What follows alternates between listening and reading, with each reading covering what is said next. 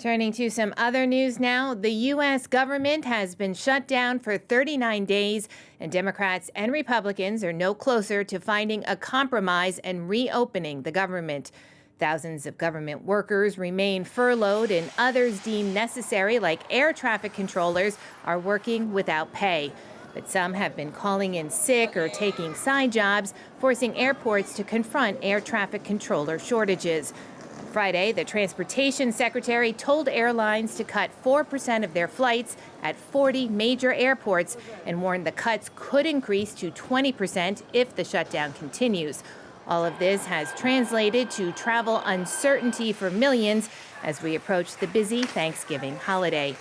For more on this, we can bring in Dr. Sheldon Jacobson, a founder professor of computer science at the University of Illinois Urbana-Champain. Sheldon, thanks so much for joining us today on the program. Thank you. Pleasure to be with you. Now, Sheldon, one of your areas of expertise is aviation security. And as we are currently in the longest government shutdown in history, what sort of impact is this having on air travel? Airport security, airport reliability all depend on people. And right now, the air traffic controllers, the Transportation Security Administration operators are not being paid. They're required to work, but they are not being paid. And this has created a tremendous strain when you're going now over 5 weeks without a paycheck. People need to put food on their table and pay their bills. So as a result of that, the stress and strain, people missing work, has created chaos in the national airspace in the United States.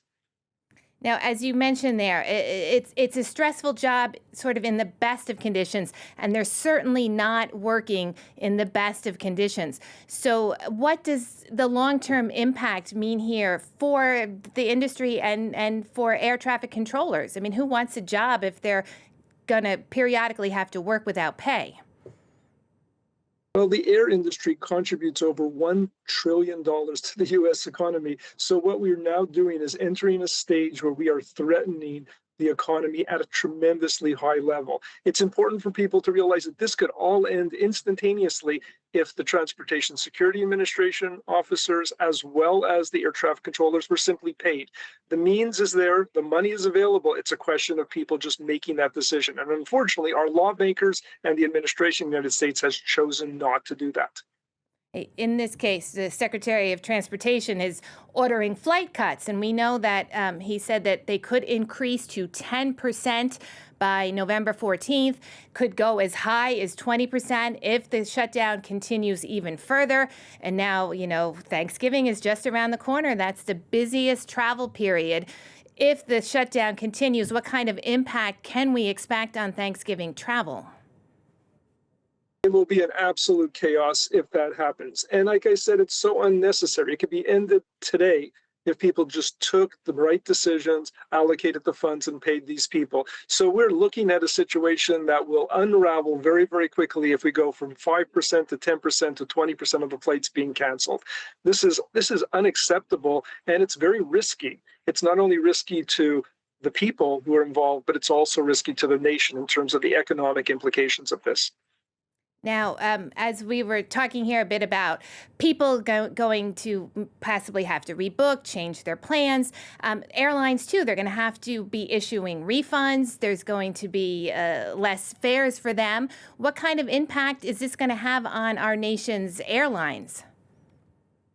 Well, in terms of the service it's providing, it is limiting the number of seats. And as we get to the holiday travel season, there's higher demand, fewer seats. It means people will not be able to travel. As a result of that, the economic implications for the airline industry is tremendous. I mean, this is a very large industry. The four largest airlines in the United States have revenue of close to $200 billion. So every day, if there is no air travel, we're talking about $500 million, which are being, in fact, not paid. Every flight is important. Every trip is important. It's critical that this problem be resolved as soon as possible. And as I said, it can be. It can be resolved by people simply doing the right thing.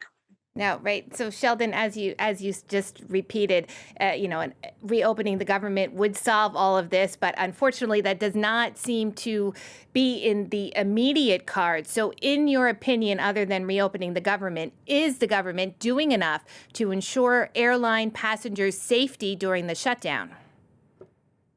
Airline safety is never compromised, and that's why each airport, whenever they don't have the appropriate resources in place to be able to manage the airspace around them, they just quiet the system. They reduce flights. They force delays, and they also force cancellations. What the Secretary of Transportation has done is an across the board, and that's not necessary. If you did it more focused on the airports that need it and leave the airports alone. Take, for example, the New York City area, that corridor, very busy. You're going to have some quieting of flights, reduction of flights. You go out west to maybe Denver, Albuquerque, not as much congestion. You don't need that. By doing a one size fits all, what you're doing is you're hurting everybody.